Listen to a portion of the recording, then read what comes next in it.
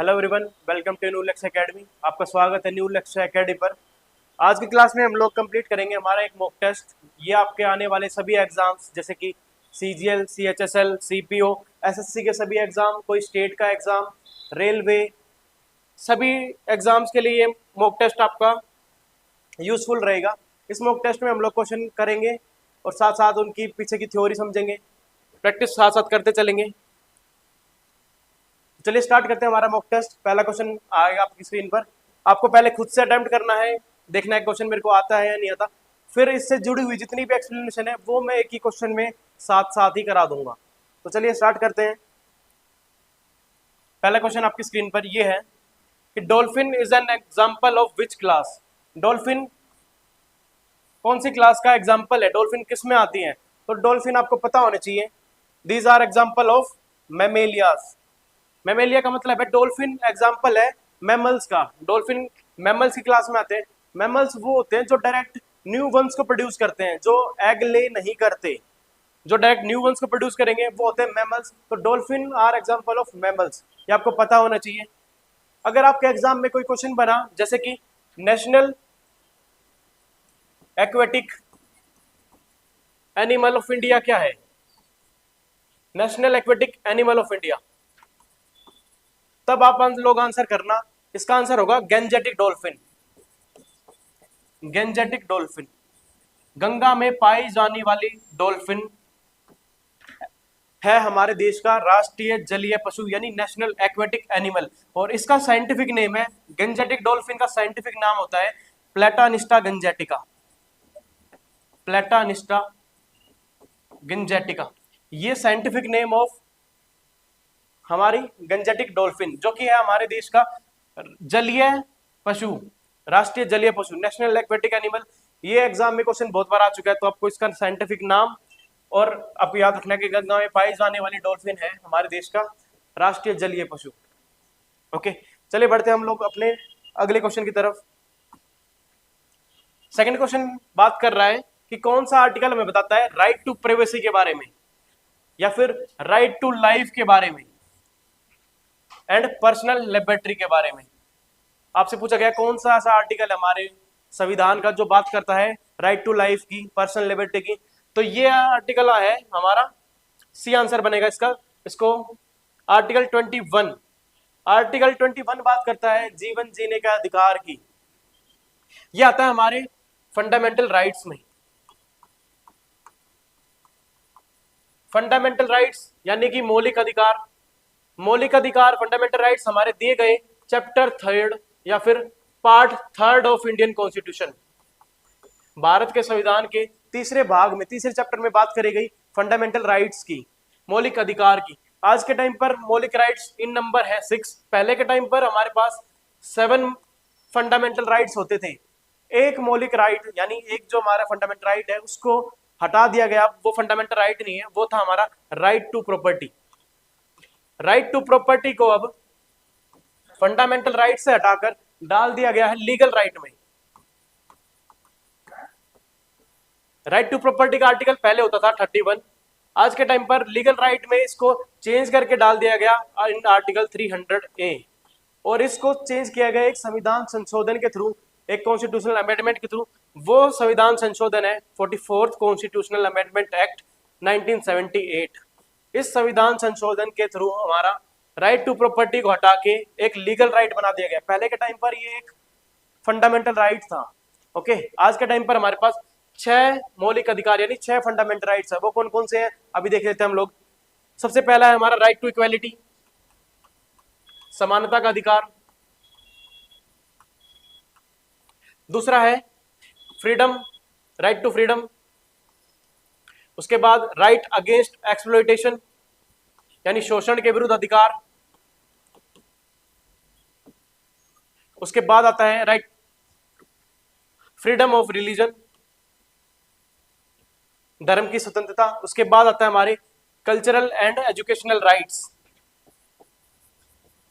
Cultural and educational rights. और छठा हमारा मौलिक अधिकार है, इसका नाम है कॉन्स्टिट्यूशनल रेमेडीज यानी संवैधानिक उपचार। ये 6 फंडामेंटल राइट्स आज के टाइम पर हमें हमारे संविधान में देखने को मिलते हैं। आर्टिकल 14 बात करता है राइट टू इक्वलिटी की। आर्टिकल 14 बात करता है कि सभी के लिए कानून बिल्कुल बराबर रहेगा, जो लॉ है उसके सामने सब बराबर है। इसके अंदर 2 वर्ड आपको याद रखने हैं। आर्टिकल 14 में आता है इक्वलिटी बिफोर लॉ, दूसरा वर्ड आपको याद रखना है आर्टिकल 14 के अंदर equal protection of law. Equality before law और इक्वल प्रोटेक्शन ऑफ लॉ। एक बात और आपको ध्यान रखनी है कि जो इक्वलिटी बिफोर लॉ, ये वर्ड हमने बोरो किया गया फ्रॉम यूके के संविधान से। इक्वल प्रोटेक्शन ऑफ लॉ ये हमने बोरो किया यूएसए के संविधान से। इससे पहले आपको एक और बात बताना चाहिए कि जो हमारे फंडामेंटल राइट्स हैं वो भी कहां से बोरो करे, यानी हमने फंडामेंटल राइट्स कौन से देश से के संविधान से लिए गए हैं। तो ये फंडामेंटल राइट्स भी हमने बोरो करे हैं फ्रॉम यूएसए के संविधान से बोरो करे गए हमारे फंडामेंटल राइट्स, मौलिक अधिकार। ओके, एसएससी का बिल्कुल फेवरेट आर्टिकल 17 जो कि बात करता है अनटचेबिलिटी की, abolition of untouchability, abolition of untouchability यानी छुआछूत का खात्मा। ये बात करता है हमारा आर्टिकल नंबर 17। उसके बाद आर्टिकल नंबर 24 बात करता है prohibition of child labour, prohibition of child labour यानी बाल मजदूरी नहीं कराई जा सकती। कितने साल से कम बच्चों के लिए? अंडर 14 ईयर्स, 14 साल से कम बच्चों को बाल मजदूरी नहीं करा सकती, ये बोलता है हमारा आर्टिकल नंबर 24। ओके, चलते हैं हम लोग हमारे अगले क्वेश्चन में। थर्ड क्वेश्चन बात कर रहा है oncology is the study of, oncology किसकी स्टडी है? तो ये स्टडी है oncology is study of cancer. इसका आंसर बनेगा cancer is the right answer. Oncology study बोली जाती है कैंसर की स्टडी, और कैंसर के बारे में आपको थोड़ा पता होना चाहिए। कैंसर और कुछ नहीं है, कैंसर को बोला जाता है अनकंट्रोल्ड डिवीजन ऑफ सेल्स, यानी सेल का असीमित मात्रा में टूटना, उसको बोलते हैं हम लोग cancer, uncontrolled division of cell. इसी को जानते हैं हम कैंसर के नाम से, जो कि ट्यूमर फॉर्म कर लेता है। और जो जीन रिस्पॉन्सिबल होते हैं कैंसर के लिए उनको बोलते हैं ऑन्कोजीन, और जीन की स्टडी को बोलते हैं हम लोग ऑन्कोलॉजी। ओके, ये बातें आपको ध्यान रखनी है इस क्वेश्चन से।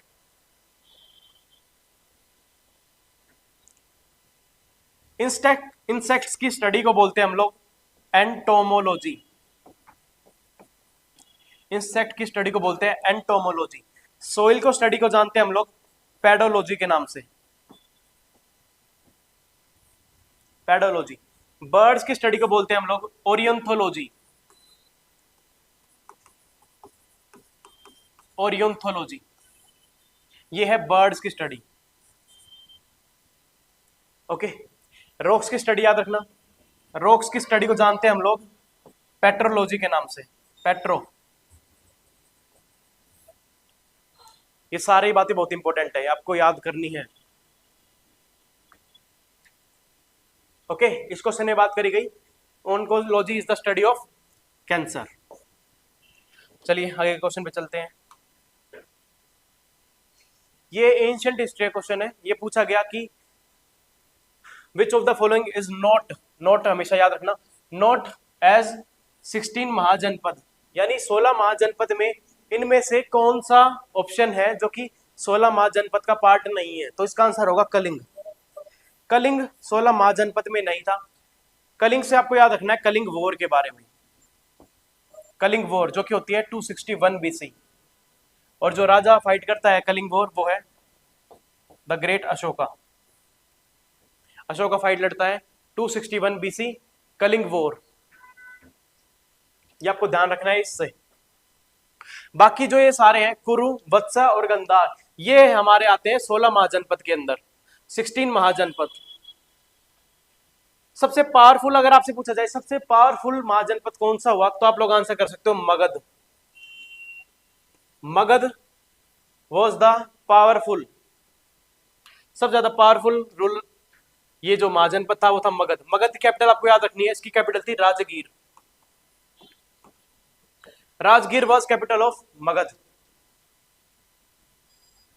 16 महाजनपद से क्वेश्चन आपका क्या बनेगा आपके एग्जाम में, वो बस आपको नाम देगा और आपको पूछेगा कैपिटल, जैसे कि कुरु की कैपिटल है इंद्रप्रस्थ, वत्स की है विराटनगर, गंधार की कैपिटल तक्षशिला। ये सभी 16 महाजनपद की कैपिटल आपको याद करनी है एंशिएंट हिस्ट्री में। देखो ये लिस्ट मैंने लगा रखी है सभी महाजनपद की कैपिटल्स, जैसे कि हमने मगध सबसे पावरफुल देखा, मगध की कैपिटल थी राजगीर। हमने देखा वत्स की कौशाम्बी,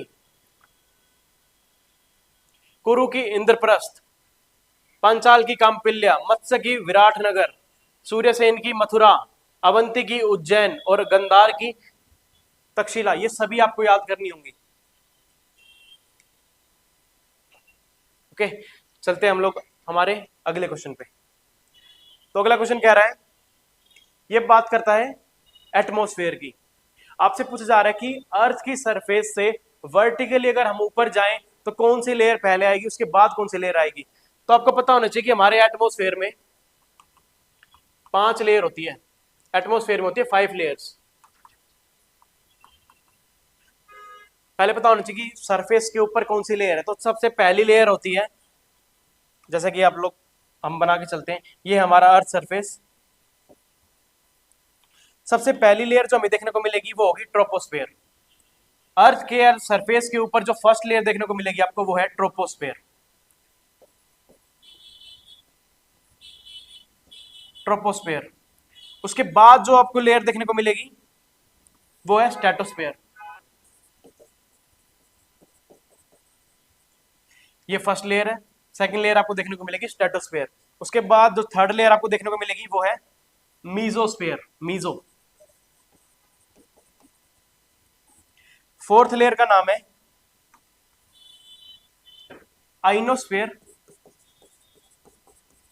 या फिर थर्मोस्फेयर। और जो सबसे लास्ट लेयर है उसका नाम है एक्सोस्फेयर, जो बिल्कुल अंतरिक्ष वाला भाग आता है, एक्सोस्फेयर। ये फर्स्ट, सेकंड, थर्ड, फोर्थ और fifth 5 layers of our atmosphere. आपसे यही पूछा गया कि सरफेस से वर्टिकली अगर हम लोग ऊपर की तरफ जाएंगे अर्थ सरफेस से तो पहले कौन सी लेयर आएगी। सबसे पहली लेयर आएगी आपके पास ट्रोपोस्फेयर। तो सबसे फर्स्ट में आएगा 2, उसके बाद आएगा स्ट्रेटोस्फेयर 2, 3, उसके बाद मीजो फर्स्ट, लास्ट में 4। तो बनेगा 2, 3, 1, 4। आंसर बनेगा सी। ऐसे क्वेश्चन आपको ध्यान रखने हैं।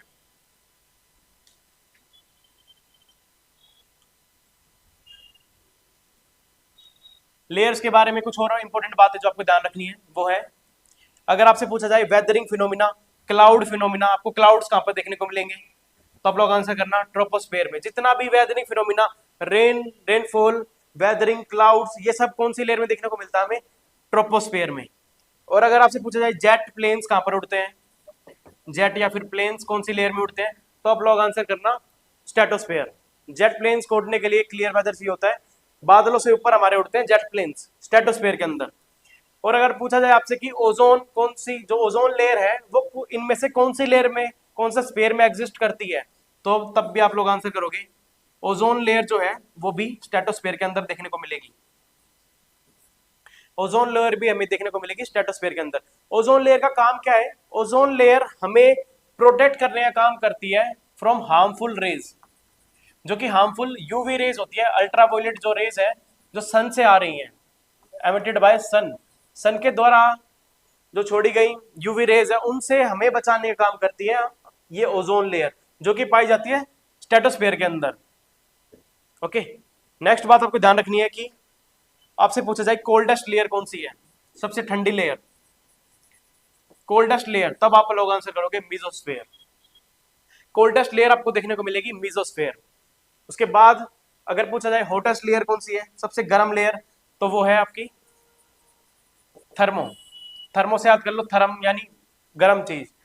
थर्मोस्फेयर है सबसे हॉटेस्ट लेयर, और एक्सोस बिल्कुल स्पेस वाला पार्ट, अंतरिक्ष वाला पार्ट। ठीक है, ऑलमोस्ट आपका एटमॉस्फेयर इसमें कवर हो जाएगा। एक बात और याद रखना, जितने भी उल्कापिंड मेटियोर्स वगैरह हैं, मेटियोर्स आते हैं स्पेस से टूट के, वो आके बर्न हो जाते हैं मीजोस्फीयर के अंदर। जितने भी मेटियोर्स हैं वो बर्न होते हैं मीजोस्फीयर के अंदर, ये बात आपको याद रखनी है। ओके, चलते हैं नेक्स्ट क्वेश्चन पे।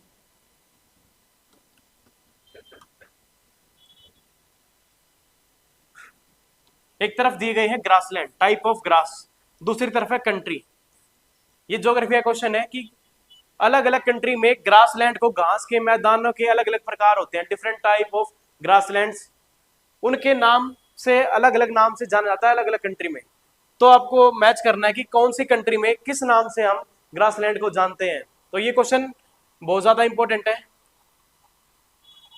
बार बार एग्जाम में पूछा ही जाता है।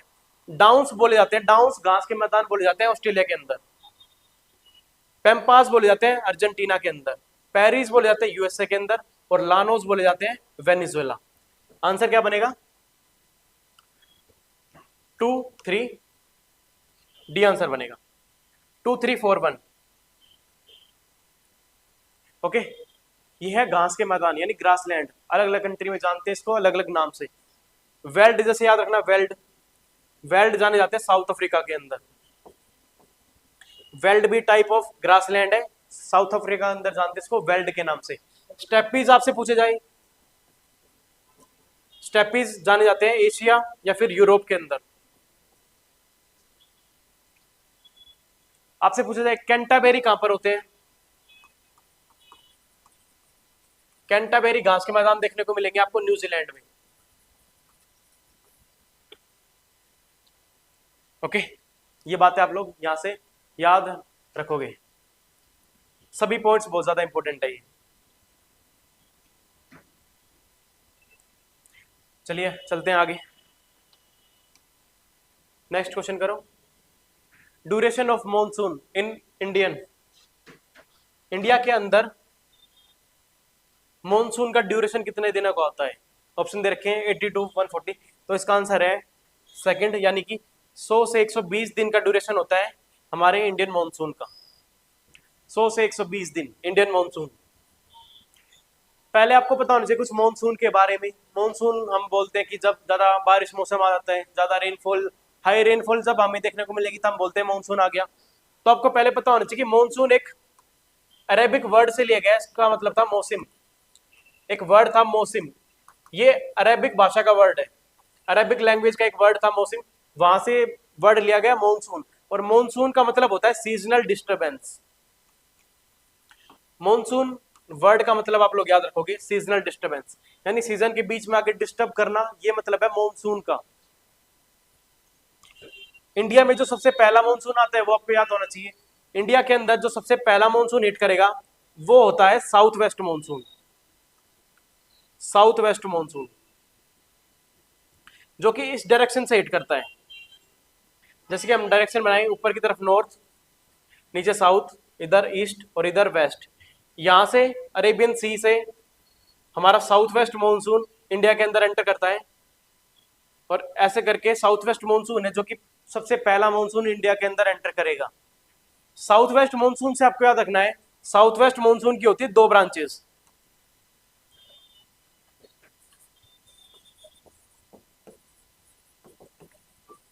साउथ वेस्ट मॉनसून की होती है दो ब्रांचेस। फर्स्ट ब्रांच का नाम है अरेबियन सी ब्रांच,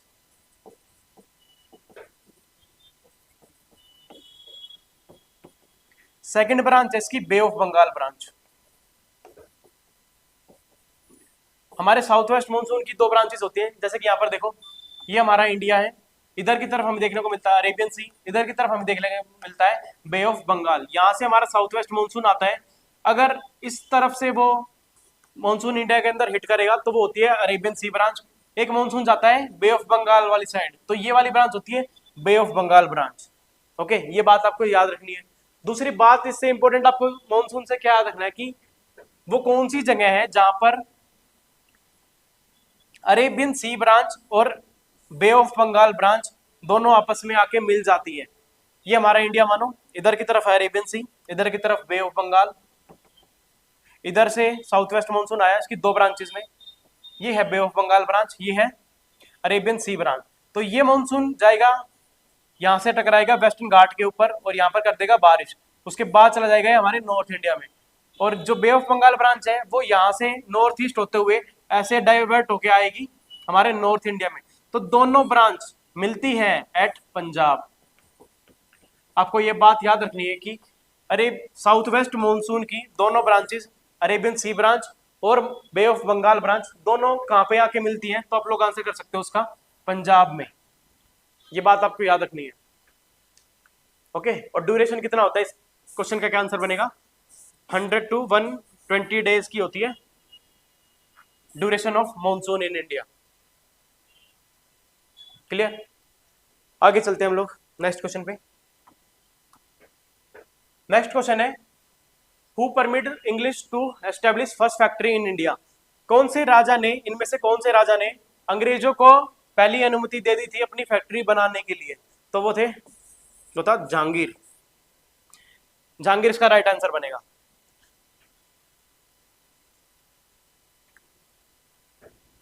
इंग्लिश पर्सन, जो पहला इंग्लिश पर्सन जहांगीर की कोर्ट में आया परमिशन मांगने, उनका नाम था captain William Hawking.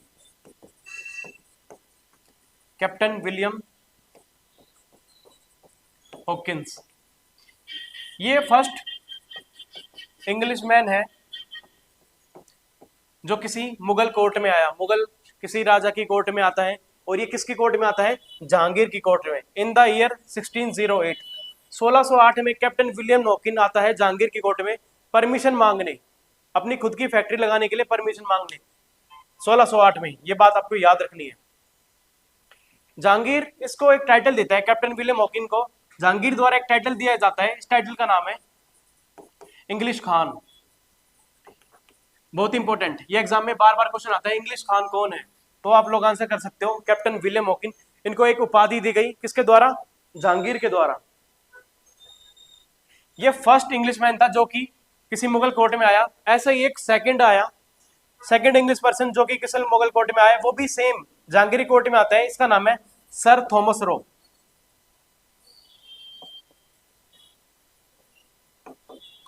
Sir Thomas Roe आया इन ईयर 1615, 1615 में।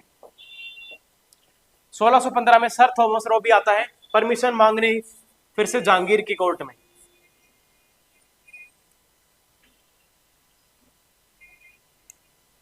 ओके, ये बात आपको याद रखनी है। और अगर आपसे पूछा जाए पहली फैक्ट्री इंग्लिश पर्सन की कहां पर बनी, तो आप लोग आंसर कर सकते हो। पहली फैक्ट्री अंग्रेजों ने बनाई थी अपनी 1613 में सूरत।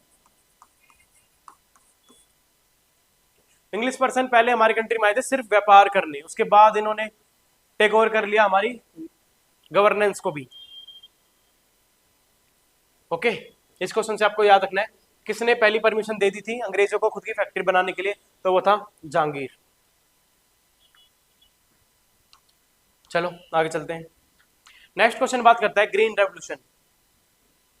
Who is known as father of green revolution in India? India के अंदर हरित क्रांति के जनक किनको बोला जाता है? तो इसका आंसर है एमएस स्वामीनाथन। बहुत इंपॉर्टेंट क्वेश्चन है ये, याद रखना। ग्रीन रेवोल्यूशन के फादर इंडिया के अंदर बोले जाते हैं एमएस स्वामीनाथन। ग्रीन रेवोल्यूशन के बारे में पहले आपको थोड़ा पता होना चाहिए। हमारे देश में ग्रीन रेवोल्यूशन लाया गया, हरित क्रांति लाएगी क्रॉप्स की प्रोडक्शन को बढ़ाने के लिए, एग्रीकल्चर अच्छा होने के लिए, क्रॉप्स की प्रोडक्शन बढ़ जाए उसके लिए हमारे देश में लाएगी ग्रीन रेवोल्यूशन। अगर आपसे पूछा जाए ये ग्रीन रेवोल्यूशन वर्ड किसने दिया, तब लोग आप बताना, आंसर कर सकते हो उसका। ये जो वर्ड है ग्रीन रेवोल्यूशन, ये गिवन बाय विलियम गॉड या विलियम गैड। विलियम गैड ने ये टर्म दी थी ग्रीन रेवोल्यूशन। अगर आपसे पूछा जाए ग्रीन रेवोल्यूशन के फादर कौन है वर्ल्ड वाइड, इंडिया के अंदर तो हमने देख लिया ग्रीन रेवोल्यूशन के फादर है इंडिया के अंदर एमएस स्वामीनाथन। अगर आपसे पूछा जाए वर्ल्ड लेवल पर ग्रीन रेवोल्यूशन के फादर कौन है, तो उसका आंसर करोगे आप लोग नॉर्मन बरलॉग। नॉर्मन बरलॉग को जाना जाता है father of green revolution in world, father of green revolution world में नॉर्मन बरलॉग। और एक ग्रीन रेवोल्यूशन टर्म या वर्ड दिया था विलियम गैड द्वारा।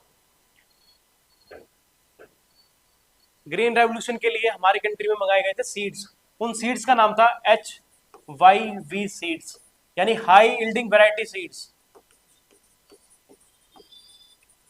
हाई उपजाऊता वाले सीड्स मंगाए गए थे हमारी कंट्री में, HYV सीड्स। इसकी फुल फॉर्म पूछी गई थी स्टेनो के एग्जाम में, HYV की, आपको याद रखनी है। ओके, नेक्स्ट बात आपको यहां से याद रखनी है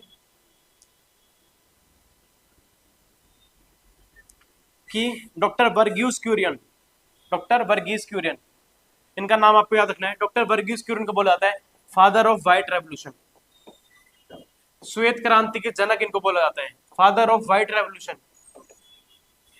इंडिया के अंदर व्हाइट रेवोल्यूशन के फादर हमें देखने को मिलेंगे डॉक्टर वर्गीस क्यूरियन। अगर आपसे पूछा जाए व्हाइट रेवोल्यूशन किसके लिए थी, जैसे कि हमने देखा ग्रीन रेवोल्यूशन लाई गई क्रॉप्स के लिए, एग्रीकल्चर के लिए, तो ऐसे ही व्हाइट रेवोल्यूशन लाई गई for milk production, milk production के लिए लाई गई थी व्हाइट रेवोल्यूशन।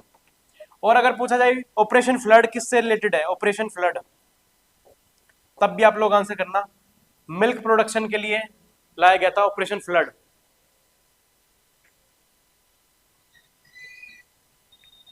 ओके, इतनी बात है, आप लोग इस क्वेश्चन से ध्यान रखेंगे। चलते हैं अगले क्वेश्चन पे। होगी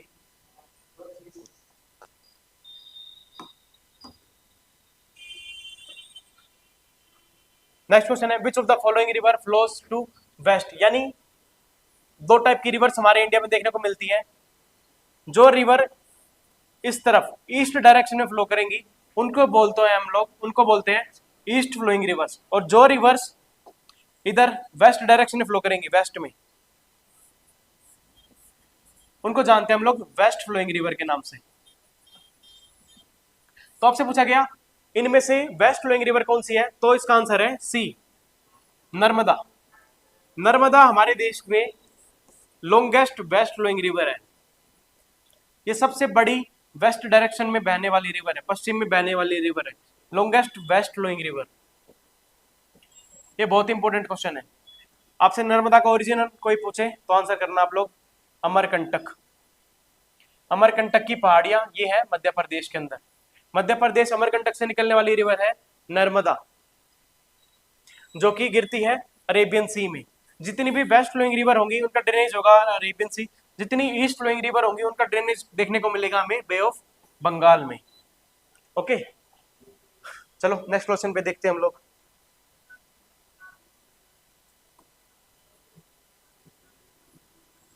नेक्स्ट 30 क्वेश्चन है कि हमारे देश में पहले जनरल इलेक्शन कौन से ईयर में होते हैं।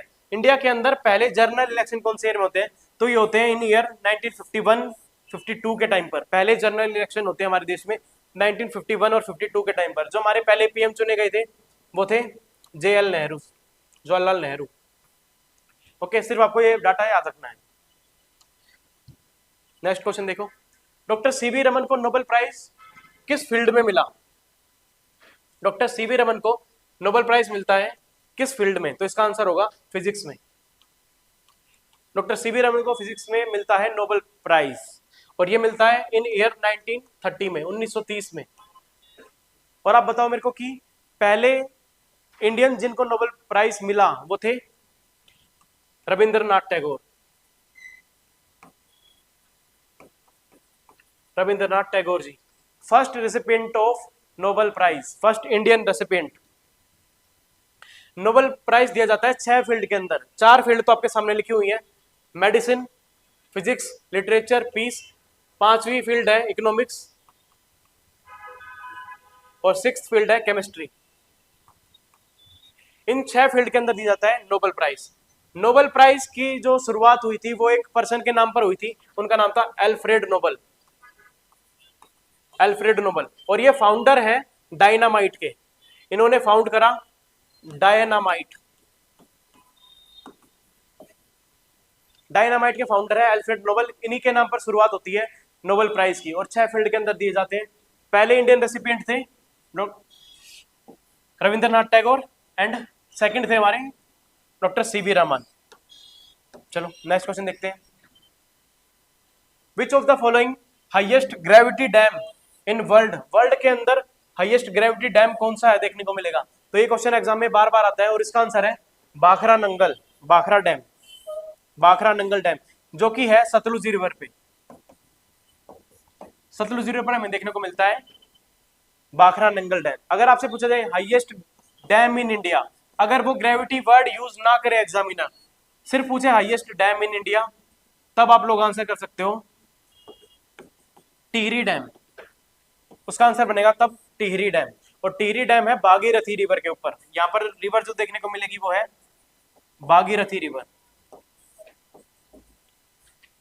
नेक्स्ट क्वेश्चन है कि सबसे लॉन्गेस्ट डैम, पूरे वर्ल्ड का सबसे लॉन्गेस्ट डैम कौन सा है? लॉन्गेस्ट डैम इन वर्ल्ड, ये फैला हुआ करीब 25 किलोमीटर की लंबाई में। ये है महानदी के ऊपर, उड़ीसा में। तो ये Hirakud dam, Hirakud longest dam in the world. ये 3 क्वेश्चन आपको यहां से याद करने। चलो आगे चलते हैं। Who was the founder of Muslim league? Muslim league के फाउंडर आपसे पूछे गए, तो इनका नाम है नवाब सलीमुल्लाह खान। नवाब सलीमुल्लाह खान ऑफ ढाका। ढाका के एक पर्सन है नवाब सलीमुल्लाह खान। मुस्लिम लीग की स्थापना हुई है, मुस्लिम लीग का फाउंडेशन हुआ है इन द ईयर 1906। 1906 में बनती है। कहां पर बनती है ये? ढाका में या ढाका में, पहले इसका नाम ढाका ही, ढाका में बनाई जाती है मुस्लिम लीग। और मुस्लिम लीग के हेडक्वार्टर बने थे उस टाइम पर लखनऊ। आप लोग मुझे कमेंट सेक्शन में कमेंट करके बताना लखनऊ कौन सी नदी के किनारे बसा हुआ है। आपको याद रखना है इस क्वेश्चन से, मुस्लिम लीग कौन से ईयर में बनती है और इसके फाउंडर थे नवाब सलीमुल्लाह खान। ये मुस्लिम लीग बनती है ढाका के अंदर और इसका हेडक्वार्टर लखनऊ। चलो नेक्स्ट क्वेश्चन देखते हैं हम लोग। First women president of Indian national Congress, INC की पहली महिला अध्यक्ष कौन थी? तो ये थी एनी बेसेंट। एनी बेसेंट थी आईएनसी यानी इंडियन नेशनल कांग्रेस की पहली महिला प्रेसिडेंट। ये थी कौन से ईयर में बनी थी? ये 1917 सेशन था, कलकत्ता सेशन।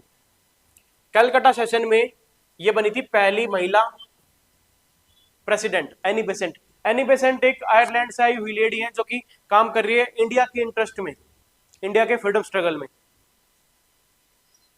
आईएनसी की बात करें तो आईएनसी की फाउंडेशन हुई है इन द ईयर 1885। 1885 में बनती है इंडियन नेशनल कांग्रेस। और जिनको फादर बोला जाता है, फादर ऑफ आईएनसी, वो है ए.ओ. ह्यूम। ए.ओ. ह्यूम को बोला जाता है फादर ऑफ आईएनसी। इन्होंने ही इंडियन नेशनल कांग्रेस की स्थापना करी थी। उस टाइम का अगर आपसे वाइसरॉय का नाम पूछा जाए तो उस टाइम वाइसरॉय था लॉर्ड डफरिन। लॉर्ड डफरिन था जिस टाइम पर आईएनसी बनती है। ओके, अगर क्वेश्चन आपसे पूछा जाए कि पहली, ये तो क्वेश्चन था फर्स्ट वुमेन प्रेसिडेंट, अगर सिर्फ पूछा जाए पहली इंडियन वुमेन कौन थी जो कि प्रेसिडेंट बनी आईएनसी की, तब आंसर होगा सरोजिनी नायडू। ये है फर्स्ट इंडियन वुमेन। और Annie Besant first women INC की। जो सरोजिनी नायडू प्रेसिडेंट बनी थी वो थी 1925 का कानपुर सेशन। 1925 कानपुर सेशन में की जो प्रेसिडेंट बनी थी वो थी सरोजिनी नायडू। ओके, इस क्वेश्चन से आपको याद रखना है इतनी सारी बातें। चलिए आज के मॉक टेस्ट में हम लोग 15 क्वेश्चन तक रखते हैं। साथ साथ मैंने आपको एक्सप्लेनेशन बहुत सारी दी, इनसे जुड़े हुए फैक्ट्स आपको बताए। इतने सारे फैक्ट्स आपको याद करने हैं, इसको बार बार रिवाइज करना है। और हम लोग ऐसे ही मॉक टेस्ट आपके लिए लेके आते रहेंगे। जुड़े रहें आप लोग न्यू लक्ष्य एकेडमी के साथ। सभी सब्जेक्ट की यहाँ पर अच्छे से तैयारी कराई जा रही है। मॉक टेस्ट में आपको कम टाइम में ज्यादा चीजें समझने को और पढ़ने को मिलती हैं। तो ऐसा ही मॉक टेस्ट कंटिन्यू सीरीज जारी रहेगी। आप लोग जुड़े रहे न्यू लक्ष्य एकेडमी के साथ। लाइक करें, सब्सक्राइब करें to new Lakshya academy. Thank you.